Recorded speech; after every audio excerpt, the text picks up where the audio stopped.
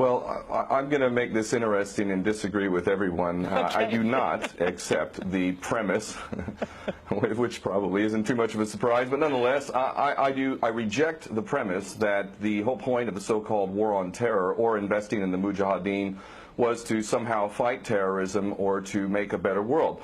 I would argue that if you really want to know what's happening with Middle Eastern policy, then you must read Odedyanan's Strategy for Israel in the 1980s. Now, in that document, which is pretty much being played out to a T right now and has been for many years, there were serious objectives for Israel. And Israel's main objectives were to expand and grow in line with the Greater Israel Project. And in order for it to do that, there would need to be an excuse to justify the expansion of Israel. And in order to do that, we would have to sow the seeds of sectarian hatred and violence in the region.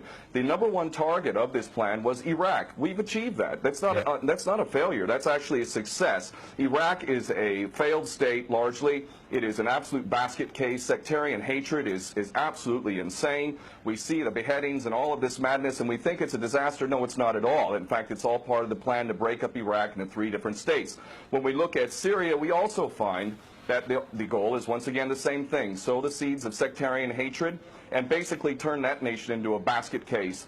This is happening according to plan as well. Now, ISIS, funny enough, could stand for the Israeli Secret Intelligence Service. Many people are seeing the very big benefits to the state of Israel, the so-called Jewish state of Israel, by the breakup and the balkanization of the surrounding states. So actually, if you believe what's being told to you, and I just don't know why anyone would believe anything that comes out of the mouth of virtually any Western leader, whether it be Obama or Bush or any of the rest of them, all of these people are nothing but patent liars, and everything they say is pretty much the opposite of the truth. So I don't accept virtually anything they say. Okay, good. Okay, Peter, if I can go to you in New York.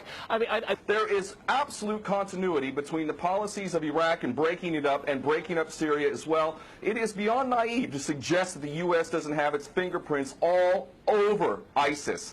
In fact, tell me this: why has ISIS never once, or al-Nusra Front or al-Qaeda, not once have they attacked Israel? In fact, ISIS militants are getting medical attention in the Golan Heights and in Israel itself. What does that tell you? There is absolute continuity, but the actual policy, just like the Project for a New American Century laid out very clearly, that a, quote, new Pearl Harbor would be necessary to achieve this goal of full spectrum dominance. You could never tell the American people, or the world for that matter, we're going to fight wars of aggression where we're going to have to invade and occupy, we're going to have to spend hundreds of